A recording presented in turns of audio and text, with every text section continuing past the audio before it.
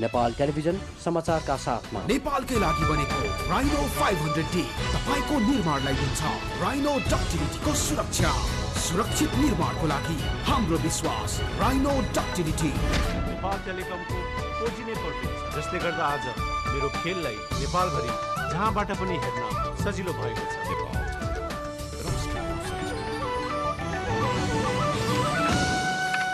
नमस्कार, नेपाल टेलिभिजन समाचारमा यहाँलाई स्वागत छ।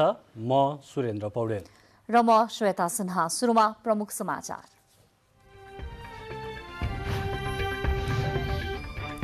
कांग्रेस महाधिवेशनबाट उपसभापति र महामन्त्रीको नतिजा घोषणा।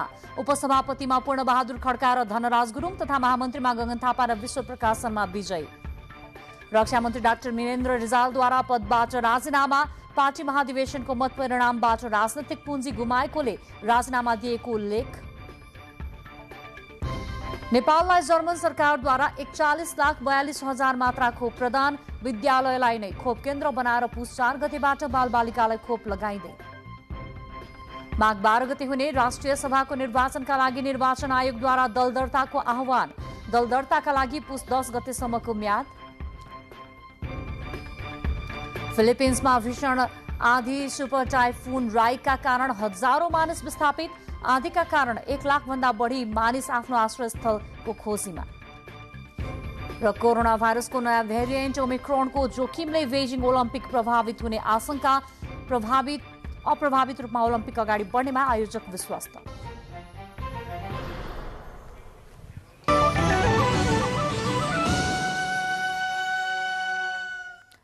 समाचार अब विस्तारमा।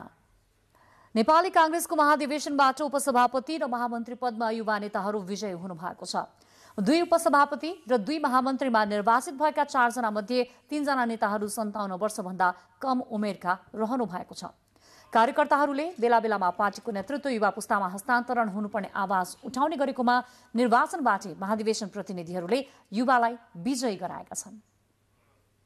नेपाली कांग्रेसको 14औं महाधिवेशन अन्तर्गत भएको मतदानमा उपसभापति पदमा नेताहरू पूर्णबहादुर खड्का र धनराज गुरुङ निर्वाचित हुनुभएको छ।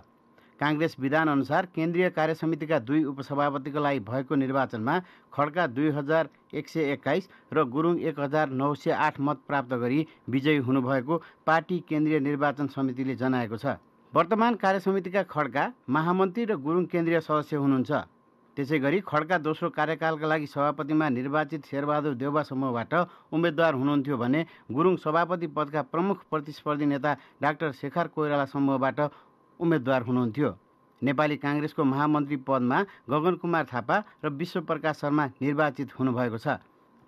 महामन्त्रीका उम्मेद्वार गगन कुमार थापाले 3023 र विश्वप्रकाश शर्माले 1984 मत प्राप्त गरी विजय हुनुभएको हो।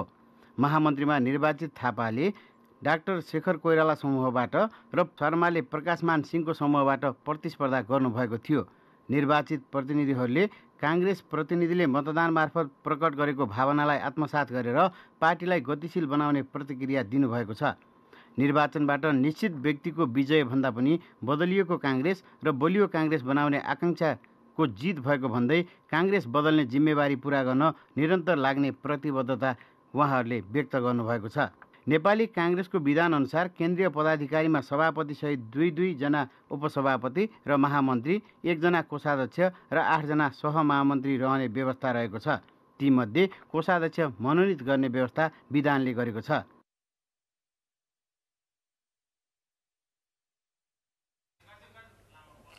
यसैबीच नेपाली कांग्रेसका सहमहामन्त्री पदको मतगणना जारी छ। कांग्रेसको केन्द्रीय निर्वाचन समितिका संयोजक गोपाल कृष्ण घिमिरेका अनुसार सहमहामन्त्री उम्मेद्वारका 8 क्लस्टर मध्ये आज दलित, महिला र आदिवासी जनजातिको मतगणना गरिएको छ। मतगणना कांग्रेस केन्द्रीय कार्यालय सानेपामा भइरहेको छ। दलित क्लस्टरको सहमहामन्त्रीमा शेरबहादुर देउवा प्यानलबाट मानबहादुर विश्वकर्मा र शेखर कोइराला प्यानलबाट जीवन परियार उम्मेद्वार रहनु भएको छ। त्यस्तै गंगा सुनारले स्वतन्त्र उम्मेदवारी दिनुभएको छ। महिला क्लस्टरमा शेरबहादुर देउवा प्यानलबाट महालक्ष्मी उपाध्याय डिना र शेखर कोइराला प्यानलबाट कमला पन्तले उम्मेदवारी दिनुभएको छ। यसैगरी आदिवासी जनजातितर्फको सहमहामन्त्रीमा शेरबहादुर देउवा प्यानलबाट विष्मराज आङदम्बे र शेखर कोइराला प्यानलबाट विकास लामा उम्मेद्वार हुनुहुन्छ। अरू 5 सहमहामन्त्री पदको मतगणना भने भोलि हुने निर्वाचन समितिले जानकारी दिएको छ। काङ्ग्रेस केन्द्रीय कार्य समितिका पदाधिकारी मध्ये 1 सभापति, 2 उपसभापति, 2 महामन्त्री र 8 सहमहामन्त्रीको निर्वाचन हुने व्यवस्था छ। रक्षा मन्त्री डाक्टर मिनेन्द्र प्रसाद रिजालले पदबाट राजीनामा दिनुभएको छ। आज दिउँसो प्रधानमन्त्री शेरबहादुर देउवा समक्ष आफूले राजीनामा बुझाएको मन्त्री रिजालले जानकारी दिनुभयो। प्रधानमन्त्री समक्ष राजीनामा बुझाए लगत्तै मन्त्रालयमा पत्रकार सम्मेलनको आयोजना गरी उहाँले नेपाली काङ्ग्रेसको 14औं महाधिवेशनमा पराजित भएसँगै आफूसँग राजनीतिक पुँजी कम भएकोले राजीनामा दिएको बताउनुभयो। मन्त्री पदबाट राजीनामा दिए पनि आफूले संसद सदस्यको रूपमा र पार्टी सदस्यको रूपमा राष्ट्र निर्माणमा निरन्तर योगदान गर्ने प्रतिबद्धता समेत उहाँले व्यक्त गर्नुभयो। राष्ट्रिय महाधिवेशनको निर्वाचन परिणामले पार्टीभित्र मेरो समर्थनको आधार अत्यन्त सङ्कुचित भएको स्पष्ट छ।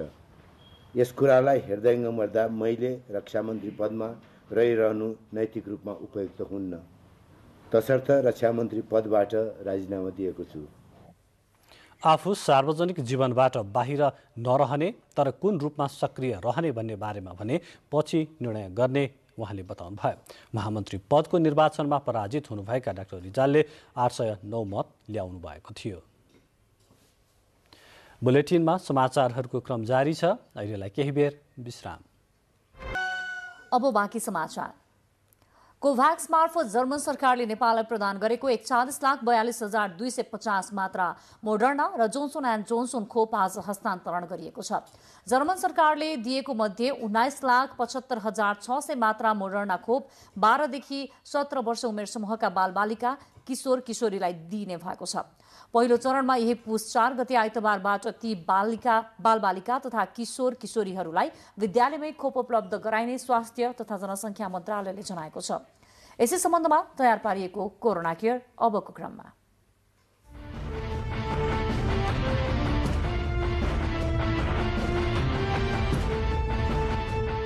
जर्मनी सरकारले नेपाललाई कोरोना भाइरस विरुद्धको 41 लाख खोपको मात्रा हस्तान्तरण गरेको छ। स्वास्थ्य तथा जनसङ्ख्या मन्त्रालयमा बिहिबार आयोजित कार्यक्रममा नेपालका लागि जर्मनीका कार्यवाहक राजदूत डाक्टर स्टेफन रसेकले स्वास्थ्य तथा जनसङ्ख्या मन्त्री विरोध खतिवडालाई खोप हस्तान्तरण गर्नुभएको हो। राजदूत रसेकले मन्त्री खतिवडालाई कोभ्याक्स सुविधा अन्तर्गत 41,42,250 खोपको मात्रा हस्तान्तरण गर्नुभएको हो। ती मध्ये 21,76,650 मात्रा जोन्सन एन्ड जोन्सन र 19,65,600 मात्रा मोडर्ना रहेका छन्। हस्तान्तरण समारोहमा स्वास्थ्य तथा जनसङ्ख्या मन्त्री विरोध खतिवडाले जर्मनीले उपलब्ध गराएको खोपले सरकारको लक्ष्य पूरा गर्न मद्दत पुग्ने बताउनुभयो। नेपालमा कोभिड-19 को संक्रमणको सुरुवाती अवस्थादेखि नै रोकथाम र नियन्त्रणमा जर्मनी सरकारले निरन्तर सहयोग उपलब्ध गराउँदै आएको भन्दै उहाँले बिहिबार उपलब्ध गराइएको खोपले नेपाल र जर्मन सरकार बीचको द्विपक्षीय सम्बन्धमा अर्को इँटा थपिएको बताउनुभयो। जर्मनीले योभन्दा पहिला पनि हामीलाई केएफडब्ल्यू मार्फत आर्थिक तथा जीआइजेड मार्फत प्राविधिक सहायता प्राप्त हुँदै आएको छ।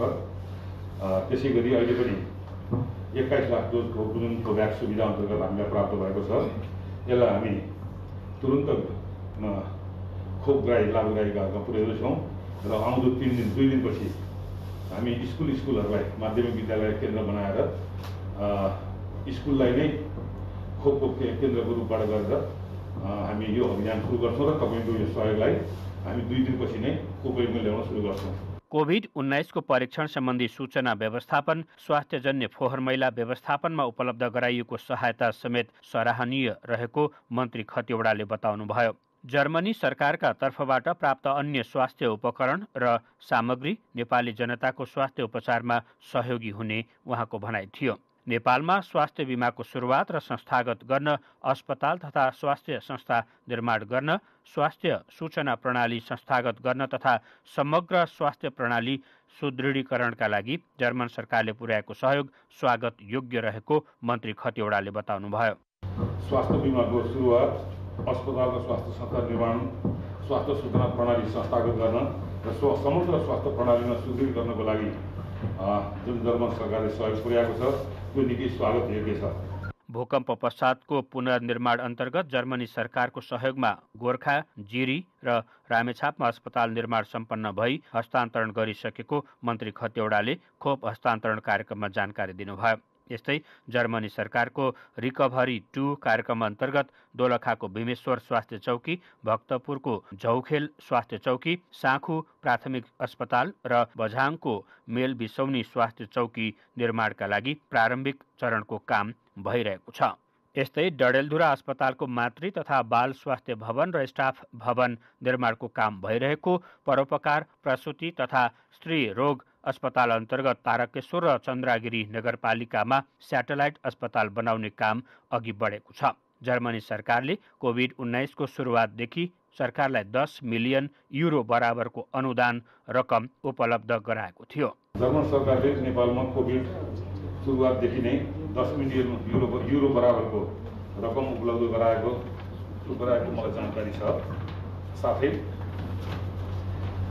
डिआइजिएफ मार्फत कोभिड-19 को परीक्षण, त्यो सम्बन्धी सूचना व्यवस्थापन, फोहोर मैला व्यवस्थापन सहायता समेत निकै सराहनीय रहेको छ। जर्मन सरकारका तर्फबाट प्राप्त सहयोग, स्वास्थ्य उपकरण, सामग्री सहायता अत्यन्तै उपयोगी रहेको बेहोरा अनुरोध गर्न चाहन्छु। सो अवसरमा नेपालका लागि जर्मनीका कार्यवाहक राजदूत डाक्टर रसेकले जर्मन सरकारले नेपाललाई स्वास्थ्य र शिक्षामा सहयोग गर्दै आएको भन्दै खोपले नेपाली जनतालाई कोभिड-19 को महामारीबाट जोगाउने बताउनुभयो। We can only end this pandemic if we cooperate, if we work together and build global solidarity. And Germany, therefore, has been right from the beginning one of the biggest supporters of this multilateral COVAX alliance. We have supported COVAX by more than 2.2 billion euros right from the beginning. And we've been also sharing more than 170 million vaccines with the world. त्यस बखत मन्त्रालयका प्रवक्ता doctor Sangita कौशल मिश्राले Moderna खोप यही पुस 4 गतेबाट 12 वर्षदेखि 17 वर्ष उमेर समूहका बालबालिका एवं किशोर किशोरीलाई लगाइने बताउनुभयो। सरकारले 57 जिल्लाका विद्यालयमा गई उक्त उमेर समूहका बालबालिकालाई खोप प्रदान गर्ने तयारी गरेको छ। यस्तै जोन्सन एन्ड जोन्सन भनी विदेश जाने र लक्षित अन्य व्यक्तिलाई लगाइनेछ। कोभिड-19 को विश्वव्यापी महामारीको यस कठिन अवस्थामा नेपाल सरकारले सम्भव हुने सबै विकल्पहरू अपनाई नेपाली जनतालाई कोभिड-19 को संक्रमणबाट बचाउन खोप अभियान जारी राखेको छ। आजसम्म कुल जनसङ्ख्याको 38.2%लाई कम्तीमा 1 मात्रा र 31%लाई पूर्ण मात्रा खोप लगाइसकिएको छ। यस्तै सरकारले लक्षित जनसङ्ख्याको 58.2%लाई कम्तीमा 1 मात्रा खोप लगाइसकेको छ भने लक्षित जनसङ्ख्याको 47.2%लाई पूर्ण मात्रा खोप लगाइसकेको छ। पछिल्लो 24 घण्टामा थप 184 जनामा कोरोना भाइरस संक्रमण पुष्टि भएको छ।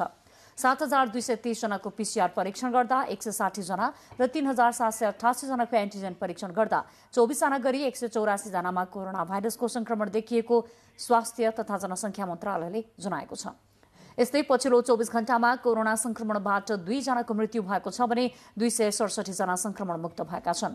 मन्त्रालयका अनुसार हाल देशभर सक्रिय संक्रमितको संख्या 5526 रहेको छ। राष्ट्रपति महिला उत्थान कार्यक्रम अन्तर्गत खोटाङका 23 जना सुत्केरी तथा गर्भवती महिलाको निःशुल्क हवाई उद्धार गरिएको छ। महिला बालबालिका तथा ज्येष्ठ नागरिक मन्त्रालयको कार्यक्रम अन्तर्गत जिल्लामा ज्यान जोखिममा परेका गर्भवती तथा सुत्केरी महिलाको उद्धार गरिएको हो। आर्थिक वर्ष 2075-76 देखि जिल्लामा सुरुवात भएको यस कार्यक्रम अन्तर्गत हालसम्म 23 जनाको उद्धार गरिएको जिल्ला प्रशासन कार्यालयले जनाएको छ।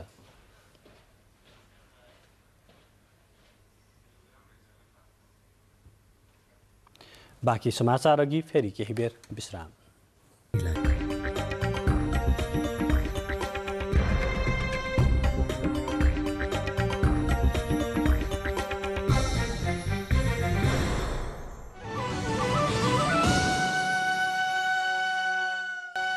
अब बाँकी समाचार। राष्ट्रिय सभामा 4 वर्षे कार्यकाल पूरा गर्न लागेका 19 जना सदस्यहरूको ठाउँमा माघ 12 गते निर्वाचन हुँदैछ।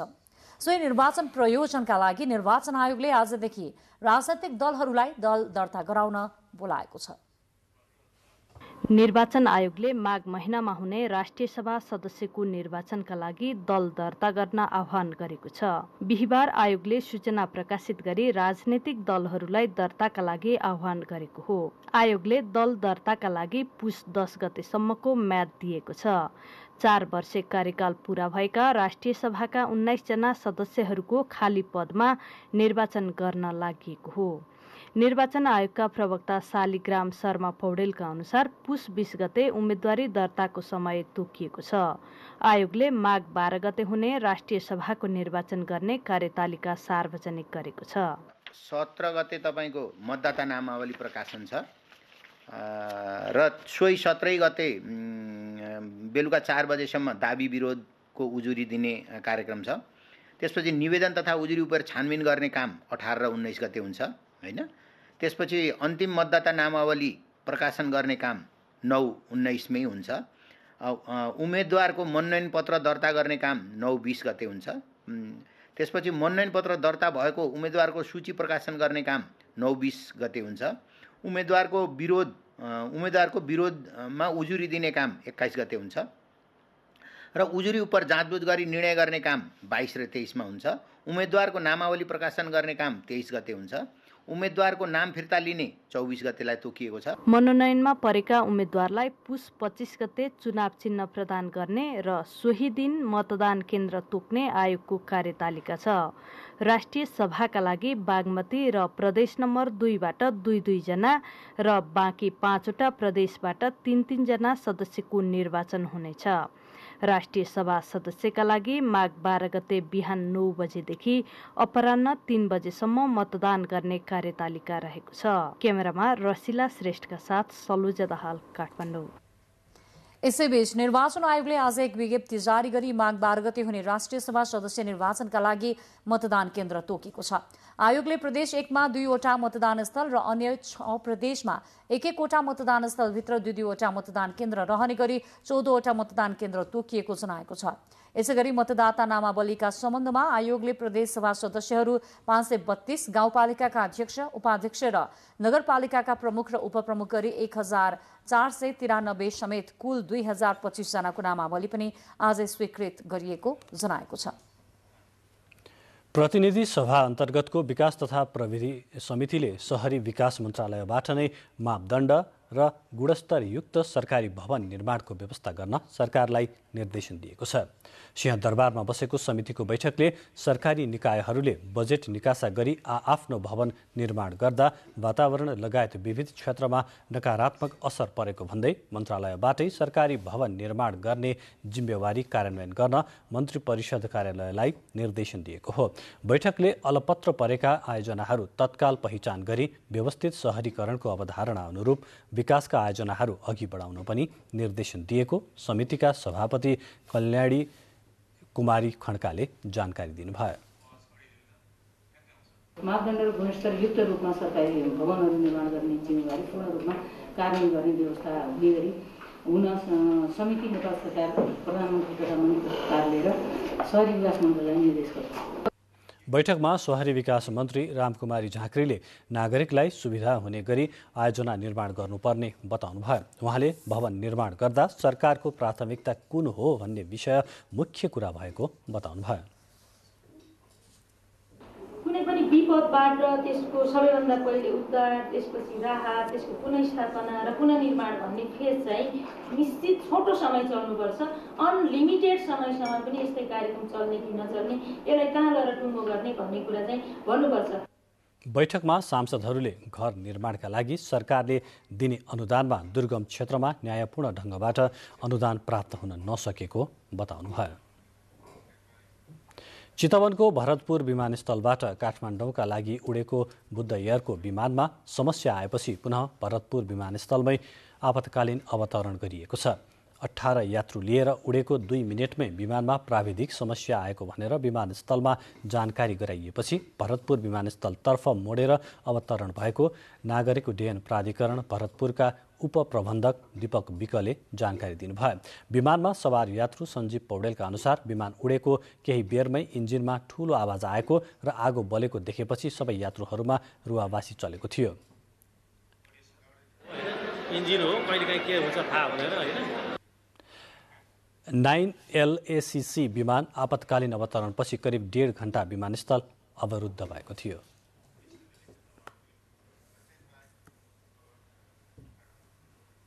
बुलेटिनमा अब प्रमुख समाचार।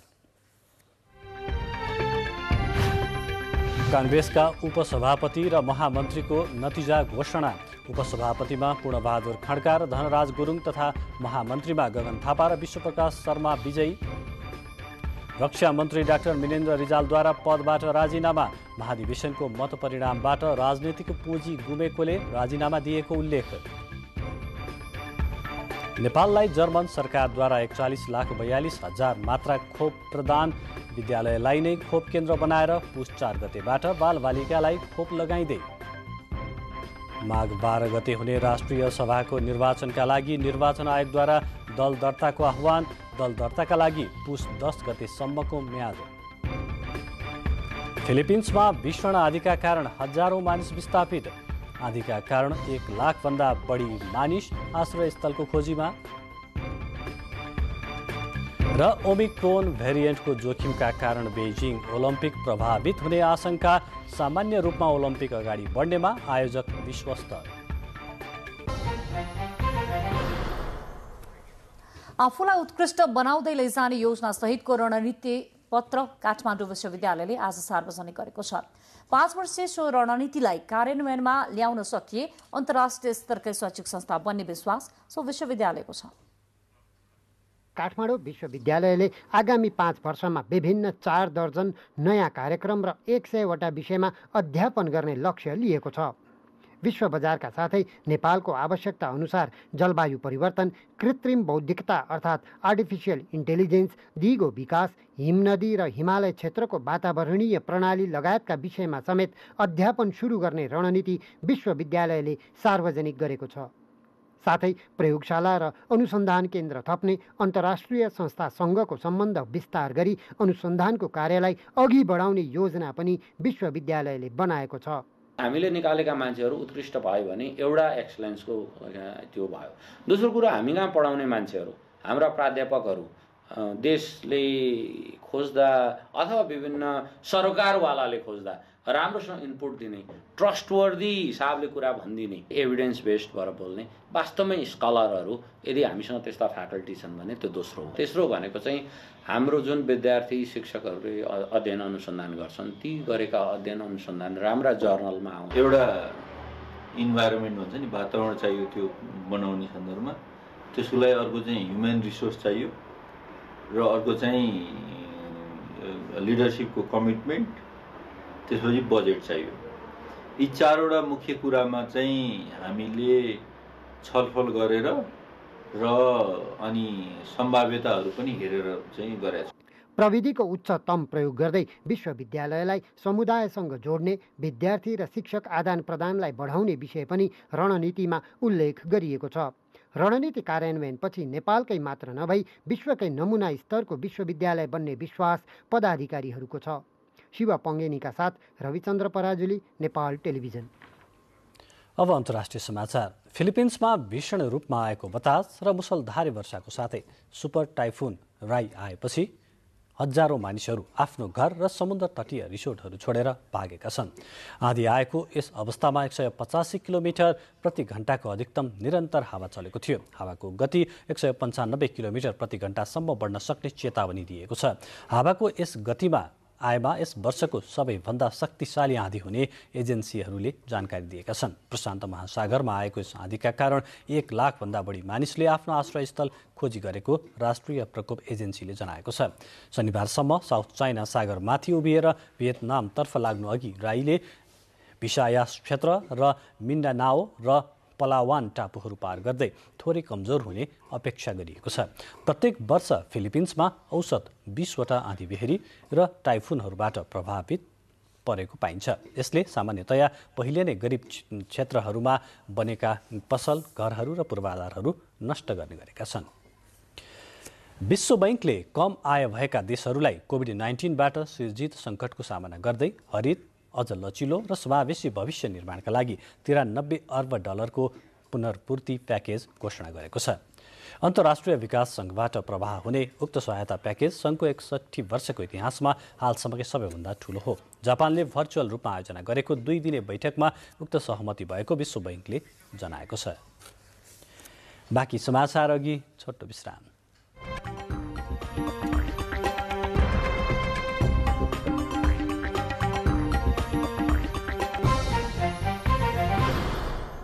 अब आर्थिक समाचार।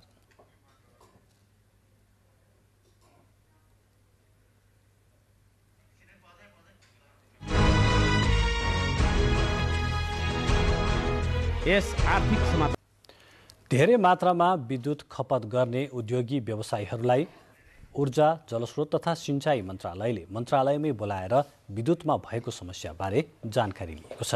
छलफलमा उद्योगी व्यवसायीहरूले चाहिएको समयमा विद्युत नपाइने, पाए पनि भरपर्दो नहुने, विद्युत दर पनि त्यति सहुलियतपूर्ण नभएको जस्ता गुनासाहरू पोखेका छन्। उद्योगी व्यवसायीहरूले विद्युतको गुणस्तर र सेवा राम्रो नभएको भन्दै त्यसको सुधार गर्न माग गरेका छन्। ऊर्जा, जलस्रोत तथा सिंचाई मन्त्रालयले उद्योगमा विद्युत प्रवाहबारे गरेको छलफलमा अधिकांश उद्योगीहरूले विद्युतको गुणस्तर राम्रो नभएको धारणा राखेका थिए।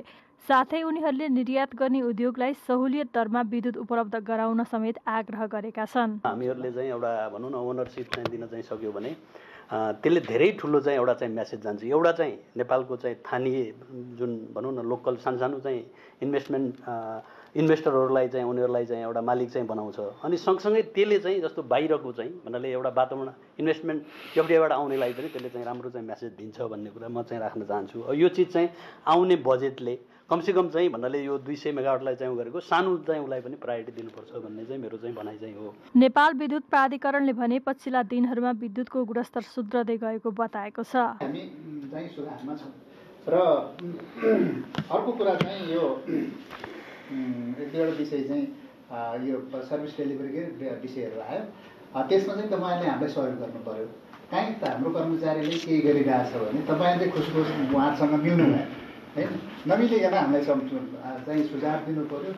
यस्तै उद्योगीहरूको गुनासो सम्बोधन गर्ने क्रममा ऊर्जा, जलस्रोत तथा सिंचाई मन्त्री पम्फा भुसालले सेवा राम्रो नभए सिधै कुलमानलाई फोन गर्न आग्रह गर्नुभएको छ। सर्भिस डेलिभरीको कुरा एमडी साहबले बोलिसक्नु भएको छ। नम्बर लिएर जानुहोस्। उहाँको मात्रै गाह्रो भयो भने यहाँ डिस्ट्रिब्युसनको हाम्रो मनोजजी हुनुहुन्छ, उहाँको नम्बर लिएर जानुहोस्। भ्याउनुहुन्छ, कल उठाउनुहुन्छ, भ्याउनुहुन्न मेसेज पठाइदिनुहोस्। त्यतिले पनि पुगेन भने मलाई पनि लेख्नु होला। हामी तपाईँहरूलाई चाहिँ बडो सहज तरिकाले बिना विलम्ब र अरू कुनै मिसयुज हुन नपर्ने गरेर तपाईँलाई चाहिएको क्षमताको लिनुहोस्। अलिअलि भएका समस्या छन् ती छिटै हल हुन्छन् एमडी साहबले भन्न छ, हामी पनि बुझिरहेछौँ। चालु आर्थिक वर्षको 4 महिनामा 300 मेगावाट लोड स्वीकृत गरेको प्राधिकरणले जनाएको छ। प्राधिकरणले आफू मातहतका हरेक शाखा कार्यालय तथा प्रदेश कार्यालयलाई माग भएको विद्युतीय लोडलाई छिटोभन्दा छिटो स्वीकृत गर्न निर्देशन नै दिएको छ। क्यामेरामा रसिला श्रेष्ठका साथ एलिजा उप्रेती, नेपाल टेलिभिजन, काठमाडौँ। परम्परागत कृषि उत्पादन कोदोमा नेपाल विश्वमै 3 नम्बरमा पर्छ, तर पछिल्लो समय नेपालमा कोदो उत्पादन घट्दै गएको छ। यही वर्ष यता नेपालमा कोदोको उत्पादन घट्दै जाँदा कोदो आयातमा वार्षिक 15% वृद्धि हुँदै गएको बाली विकास तथा कृषि जैविक विविधता संरक्षण केन्द्रले जनाएको छ। केन्द्रका अनुसार विगत 10 वर्ष यता नेपालमा कोदोको उत्पादन 2.07%ले घटेको छ। कोदो उत्पादन घटेपछि वार्षिक 9 करोड रुपैयाँको कोदो भारत लगायतका मुलुकबाट आयात हुँदै आएको बाली विकासले जनाएको छ। विगत केही दशक यता चाहिँ नेपालीहरूको खानेबानीमा परिवर्तन आएको छ हैन। पहिला हामी चाहिँ यिनै हाम्रो कोदो, फापर, जौ, उवा, चिनो, कागुनो लगायतका हामी रैथाने बालीहरूको चाहिँ सेवन बढी गर्थ्यौँ। पछिल्लो समयमा आएर हिमाल पहाड तराई पूर्व पश्चिम मेची महाकाली सबैतिर चाहिँ हामी दुवै छाक भात खाने चलन छ। दुवै छाक भात खाने चलन बढ्दै जाँदाखेरि चाहिँ कोदोको महत्त्व चाहिँ कम हुँदै गयो। त्यति मात्रै होइन, फेरि सामाजिक रूपमा पनि कोदोलाई हेला गरिन्छ, हेला गरिएको छ। अब अझै पनि कोदो खाने समुदाय व्यक्तिलाई चाहिँ अलिकति हेलाको दृष्टिले हेरिन्छ, सामाजिक हिसाबले पनि त्यो एउटा समस्या भएको कारणले र खानेबानीमा परिवर्तन आएको कारणले र यसमा फाइदा कम भएको कारणले क्रमशः चाहिँ कोदोको क्षेत्रफल घट्दै गएको, उत्पादन घट्दै गएको हो। बाली विकासका अनुसार गत वर्ष 2,63,000 हेक्टर जमिनमा 3,13,000 क्विन्टल मात्र कोदो उत्पादन भएको छ। नेपालीहरूको खानपानमा परिवर्तन आएपछि कोदो लगायत रैथाने बाली उत्पादनमा कमी आएको बाली विकासको अध्ययनले देखाएको छ। यद्यपि नेपालमा रैथाने बाली कोदो लगायतको उत्पादन बढाउन बाली विकासले 100वटा स्थानीय तहमा विभिन्न तालिम र गोष्ठीहरू सञ्चालन गर्दै आएको छ। नेपालमा पोषणयुक्त रैथाने बाली कोदो लगायतको उत्पादन बढाएर आत्मनिर्भर बन्न सरकारी स्तरबाट जनचेतनामूलक कार्यक्रमहरू अघि सार्न आवश्यक देखिएको छ। सुरेन्द्र आचार्यका साथ पवन वर्षा शाह, नेपाल टेलिभिजन, काठमाडौँ।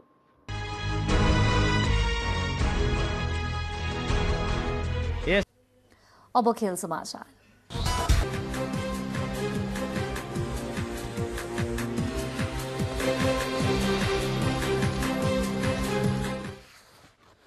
नमस्कार, खेलकुद समाचारमा स्वागत छ।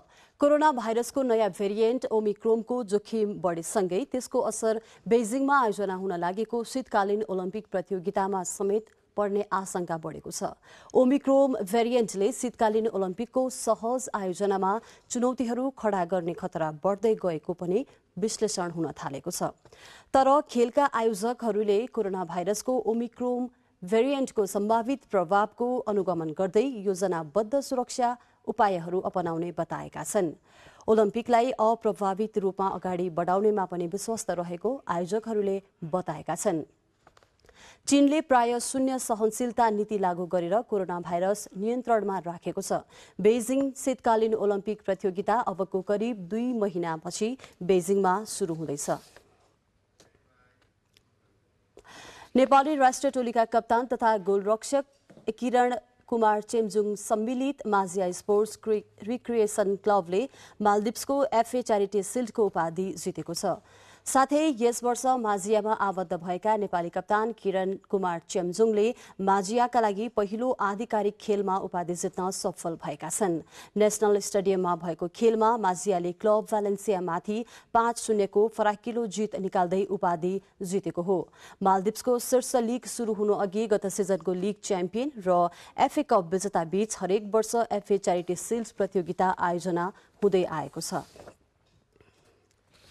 साफ अन्डर 19 महिला च्याम्पियनशिप अन्तर्गत नेपालले तेस्रो खेलमा भोलि भुटानसँग प्रतिस्पर्धा गर्दैछ। ढाका स्थित शहीद सिपाही मुस्तफा कमल स्टेडियममा नेपाल र भुटान बीचको खेल अपराह्न हुनेछ। पहिलो खेलमा घरेलु टोली बंगलादेशसँग गोल रहित बराबरी खेलेको नेपालले दोस्रो खेलमा हिजो श्रीलङ्कालाई 6-0 गोल अन्तरले पराजित गर्दै 4 अङ्क सहित दोस्रो स्थानमा उक्लिएको थियो। नेपालले अन्तिम खेलमा अब आइतबार भारतसँग प्रतिस्पर्धा गर्नेछ। प्रतियोगिताको शीर्ष 2 टोलीले उपाधिका लागि प्रतिस्पर्धा गर्नेछन्। खेलकुद समाचारमा अब केसिन विज्ञापन। इंग्लिश प्रिमियर लीग अन्तर्गत आज राति तय भएको लेस्टर सिटी र टोटनह्याम बीचको खेल स्थगित भएको छ। लेस्टरको घरेलु मैदानमा हुने खेल कोभिड-19 को कारण स्थगित भएको हो। लेस्टरको टोलीमा कोभिड संक्रमण बढेको कारण खेल स्थगित गरिएको लीगले बताएको छ। यसअघि प्रिमियर लीगका एकै पटक 42 जनामा कोभिड-19 को संक्रमण देखिएको थियो। झण्डै 1 वर्षपछि पहिलो पटक ठूलो संख्यामा खेलाडी र पदाधिकारीमा कोभिड संक्रमण देखिएपछि लीग फेरि बन्द हुने सम्भावना पनि उत्तिकै बढेको छ। खेलकुद समाचार आजलाई यति नै।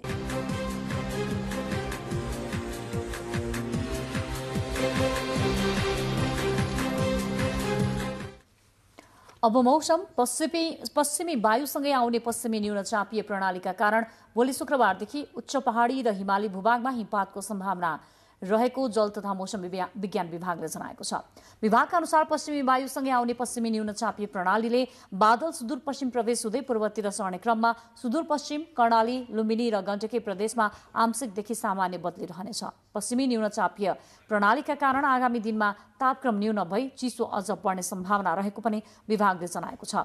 यसैबीच सुदूरपश्चिम कर्णाली, लुम्बिनी, गण्डकी तथा बागमती प्रदेशमा आज राति आंशिक बदली रही बाँकी भूभागमा मौसम सामान्यतया सफा रहने मौसम पूर्वानुमान महाशाखाले जनाएको छ। काठमाडौँमा आज राति न्यूनतम तापक्रम 2 र 4 तथा भोलि दिउँसोको अधिकतम तापक्रम 16 र 18 डिग्री सेल्सियसका बीच रहने अनुमान गरिएको छ। अब मौसम सम्बन्धी थप विवरण।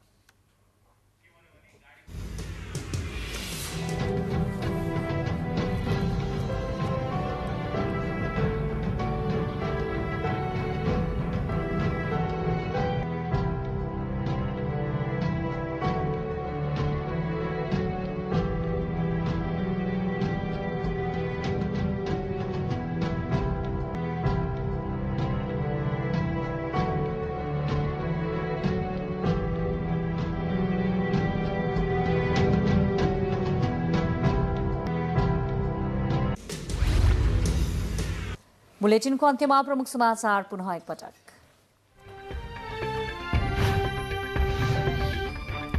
कांग्रेसका उपसभापति र महामन्त्रीको नतिजा घोषणा। उपसभापतिमा पूर्णबहादुर खड्का र धनराज गुरुङ तथा महामन्त्रीमा गगन थापा र विश्वप्रकाश शर्मा विजयी। रक्षामन्त्री डाक्टर मिनेन्द्र रिजालद्वारा पदबाट राजीनामा। महाधिवेशनको मतपरिणामबाट राजनैतिक पुँजी गुमाएको राजीनामा दिएको उल्लेख। नेपाललाई जर्मन सरकारद्वारा 41,42,000 मात्रा खोप प्रदान। विद्यालयलाई नै खोप केन्द्र बनाएर पुस 4 गतिबाट बालबालिकालाई खोप लगाइँदै। माघ 12 गति हुने राष्ट्रिय सभाको निर्वाचनका लागि निर्वाचन आयोगद्वारा दल दर्ताको आह्वान। दल दर्ताका लागि पुस 10 गतेसम्मको म्याद। फिलिपिन्समा भीषण आँधीका कारण हजारौं मानिस विस्थापित। आँधीका कारण 1 लाख भन्दा बढी मानिस आश्रयस्थलको खोजीमा। र ओमिक्रोन भेरिएन्टको जोखिमका कारण बेजिङ ओलम्पिक प्रभावित हुने आशंका। सामान्य रूपमा ओलम्पिक अगाडि बढ्नेमा आयोजक विश्वस्त। हवस् त समाचार अहिलेलाई सकिएको छ। बिदा दिनुहोस्। नमस्कार।